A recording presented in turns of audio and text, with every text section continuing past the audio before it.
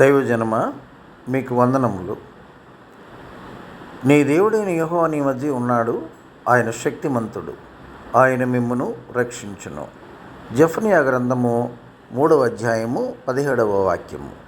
ప్రియ సహోదరి సహోదరులారా, ఈ ఉదయకాలంలో దేవుడు మనకిచ్చినటువంటి వాగ్దానమును బట్టి మనము నమ్ముకున్న మన దేవుడు మనలో ఉన్నాడు, మనతో ఉన్నాడు, మన గృహంలో, మన హృదయంలో ఉన్నాడు. కనుక నీ శ్రమలలో, శోధనలో భయపడకు. ఆయన సన్నిధిలో ప్రార్థించి ఆశీర్వాదమును అందుకో. ఈ వాగ్దానమును ఎత్తిపట్టుకొని ఆయన సన్నిధిలో నీవు భారముగా ప్రార్థించినట్లయితే ఆయన నీకు సహాయం చేసి నిన్ను రక్షిస్తారు.